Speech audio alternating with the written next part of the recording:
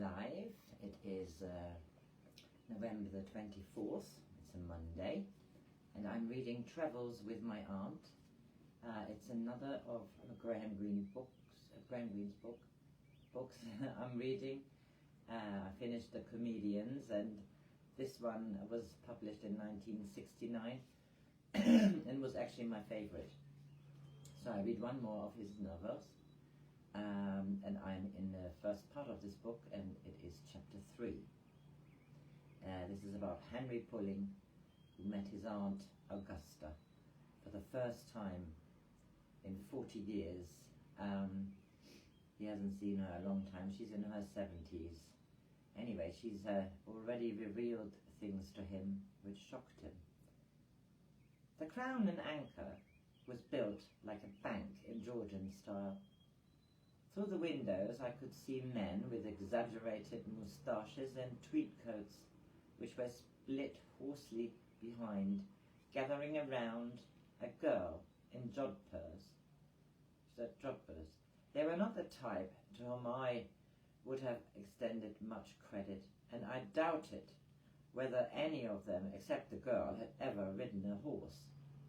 They were all drinking bitter, and I had the impression that any spare cash they might have put aside went on tailors and hairdressers rather than a reputation. A long experience with clients has made me prefer a shabby whiskey drinker to a well-dressed beer drinkers. We went in by a side door. My aunt's apartment was on the second floor, and on the first floor there was a small sofa, which I learned later had been bought by my aunt so that she could take a little rest on the way up. It was typical of her generous nature that she had bought a sofa which could barely be squeezed onto the landing, and not a chair for one. I always take a little rest at this point. Come and sit down too, Henry. The stairs are steep, though perhaps they don't seem so at your age. She looked at me critically. You have certainly changed a lot since I saw you last, though you haven't got much more hair. I've had it, but I've lost it, I explained. I've kept mine. I can still sit upon it, she added, surprisingly. Rapunzel, Rapunzel, let your hair down. Not that I could have ever let it down from a second-floor flat. Aren't you disturbed by the noise from the bar? Oh, no, and the bar is very convenient if I suddenly run short. I just sent Wordsworth down. Who's Wordsworth? I call him Wordsworth because I can't bring myself to call him Zachary. All the eldest sons in his family have been called Zachary for generations, after Zachary Macaulay, who did so much for them on Clapham Common. The surname was adopted from the bishop, not the poet. Is your valet? Let us say he attends to my wants. A very gentle, sweet, strong person. But don't let him ask you for a CTC. He receives quite enough from me. CTC. What is a CTC? That is what they called any tip or gift in Sierra Leone, when he was a boy during the war. The initials belonged to Cairo. Cigarettes, which all the sailors handed out generously. My aunt's conversation went too quickly for my understanding, so that I was not really prepared for the very large middle-aged Negro wearing a striped butcher's apron, who opened the door when my aunt rang. Why, Wordsworth, she said, with a touch of coquetry. You've been washing up breakfast without waiting for me. He stood there glaring at me, and I wondered whether he expected a CTC before he let me pass. "This is my nephew, Wordsworth," my aunt said. "You be telling me whole truth, woman." "Of course I am. Oh, Wordsworth, Wordsworth," she added with tender banter.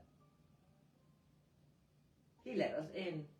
The lights were on in the living room now that the day had darkened, and my eyes were dazzled for a moment by rays from the glass ornaments which flashed back from every open space. There were angels on the buffet wearing robes striped like peppermint rock, and in an alcove there was a Madonna with a gold face and a gold halo and a blue robe. On a sideboard, on a gold stand, stood a navy blue goblet, large enough to hold at least 4 bottles of wine, with a gold trellis curled around the bowl on which pink roses grew and green ivy.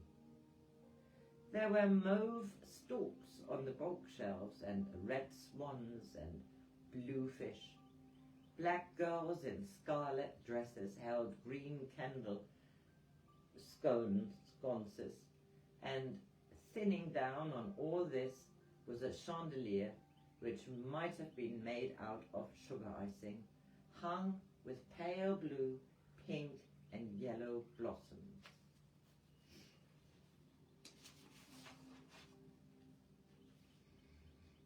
"Venice once meant a lot to me," my aunt said, rather unnecessarily. "I don't pretend to be a judge of these things, but I thought the effect exaggerated, and not in the best of taste. Such wonderful craftsmanship," my aunt said. "Wordsworth, be a dear and fetch us 2 whiskies. Augusta feels a teeny bit sad after the sad ceremony."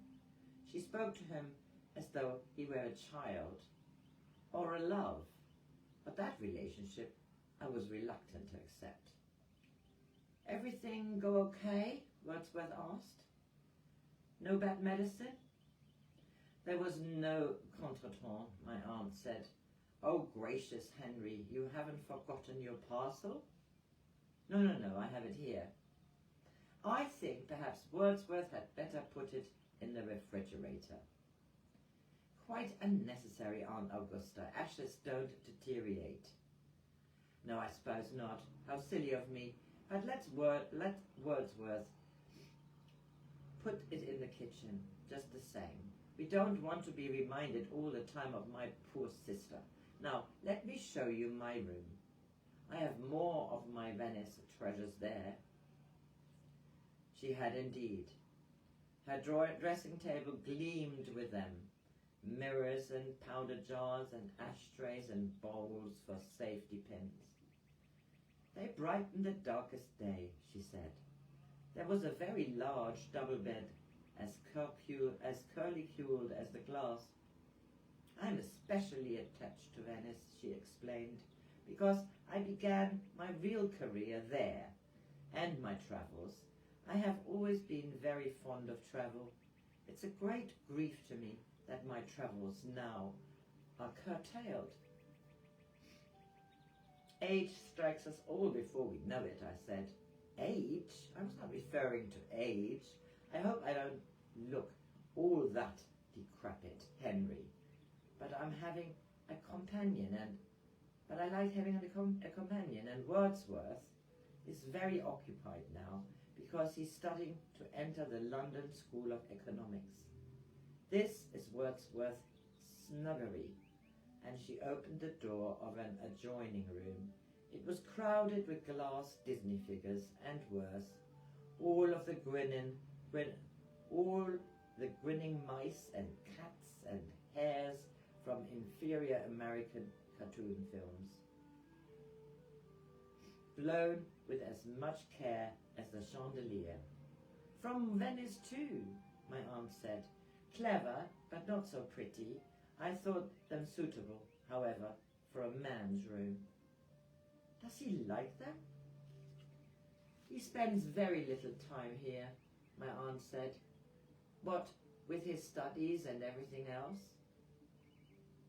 I wouldn't like to wake up to them, I said. He seldom does.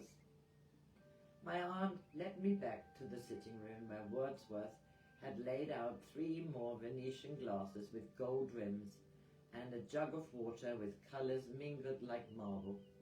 The bottle of black label looked normal and out of place, rather like the only man in a dinner jacket at a fancy dress party, a comparison which came at once to my mind because I had found myself several times in that uncomfortable situation, since I have a rooted objection to dressing up.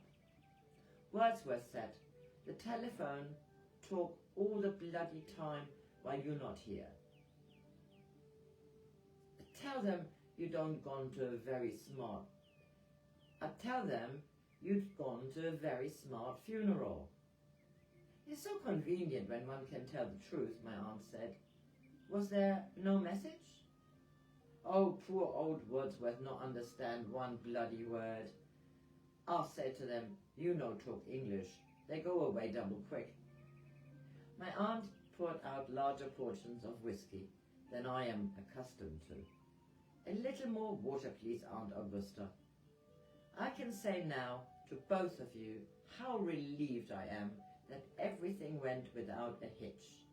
I once attended a very important funeral, the wife of a famous man of letters who had not been the most faithful of husbands.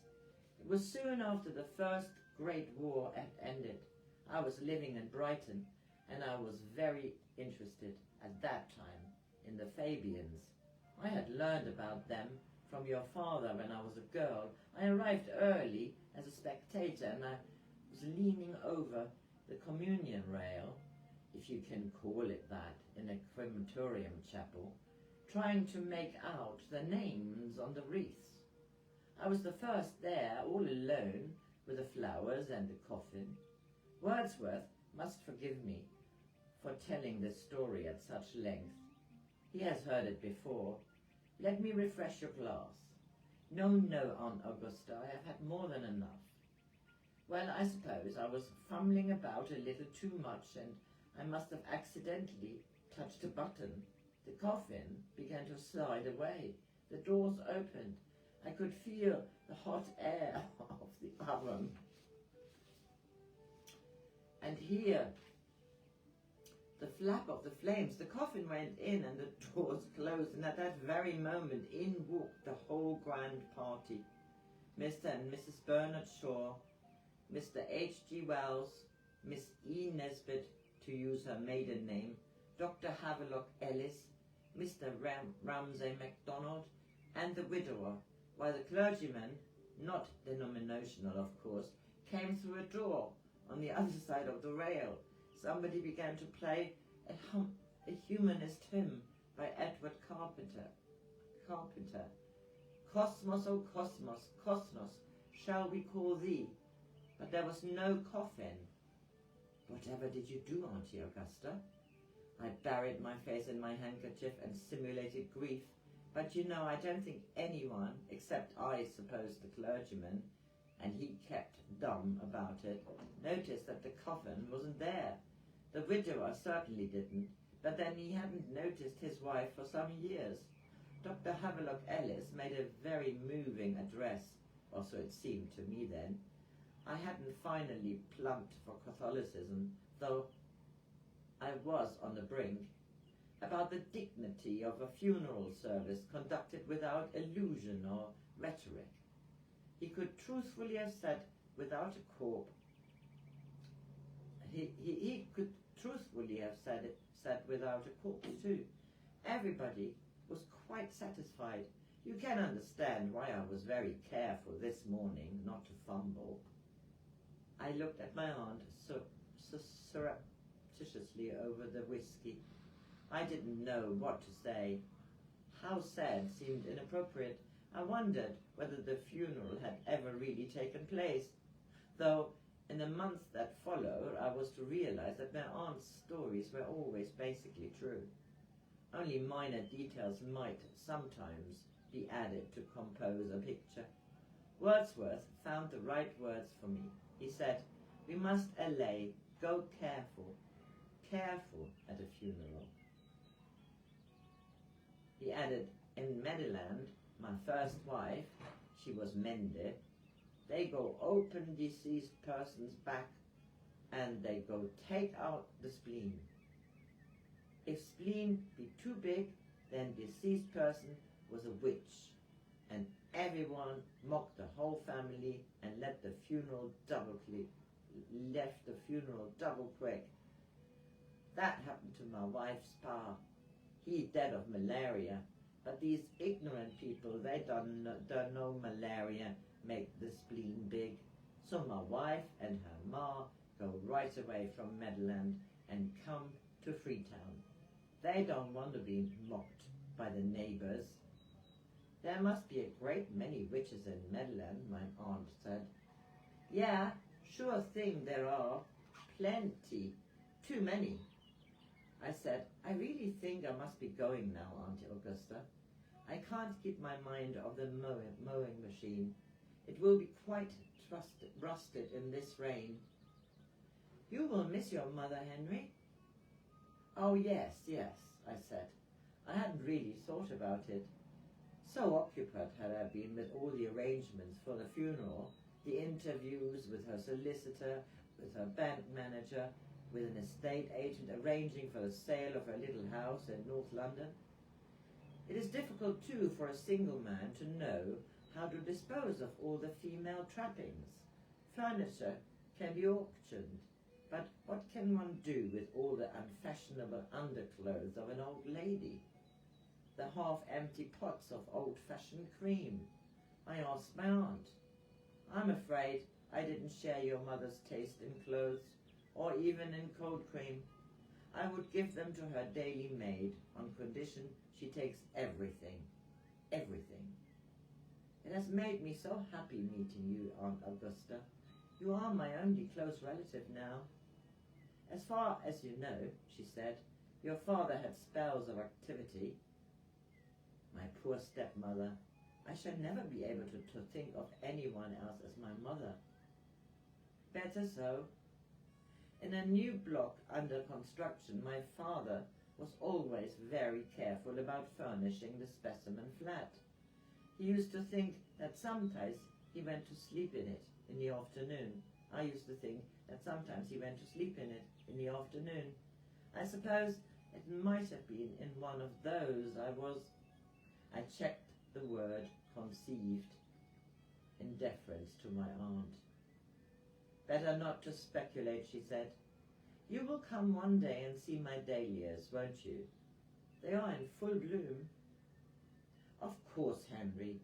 Now that I have found you again, I shan't easily let you go. Do you enjoy travel? I've never had the opportunity. With Wordsworth so occupied, we might make a little trip or two together. Gladly, Aunt Augusta. It never occurred to me that she meant further than the seaside.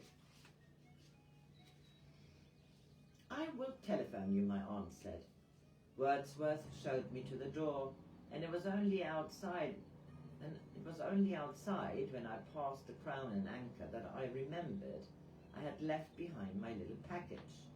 I wouldn't have remembered at all if the girl in the dread purse had not said angrily as I pushed past the open window, Peter can talk about nothing but cricket.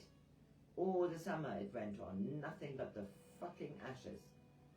I don't like to hear such adjectives on the lips of an attractive young girl, but her words reminded me sharply that I had left all that remained of my mother in Aunt Augusta's kitchen. I went back to the street door. There was a row of bells with a kind of microphone above each of them. I touched the right one and heard Wordsworth's voice. Who be there? I said, it's Henry Pulling. Don't know anyone called that name. I've only just left you. I'm Aunt Augusta's nephew. Ah, that guy, the voice said. I left a parcel with you in the kitchen. You want it back? Please, if it's not too much trouble.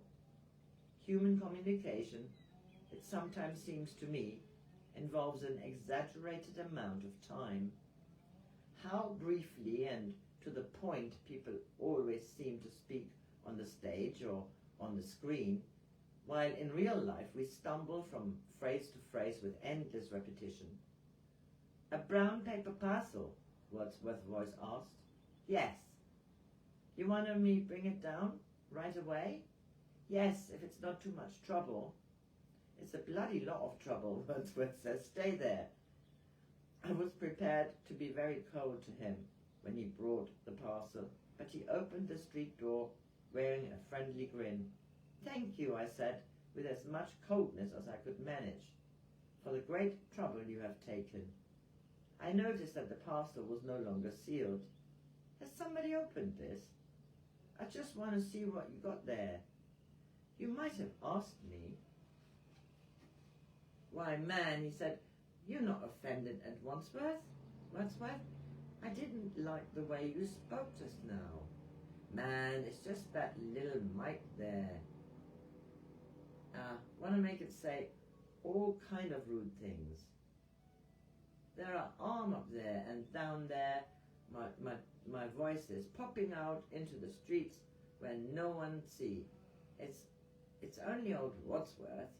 It's a sort of power man, like the burning bush when he spoke to old Moses. One day it was the parson come from St. George's in the square, and he says in a dear brethren sort of voice, I wonder, Miss Bertram, if I could come up and have a little chat about our bazaar. Sure, man, I say. You wearing your dog collar? Why, yes, he say. Of course. Who is that? Man, I say, you better put on a muzzle too before you come up here. What did he say? He went away and never come back.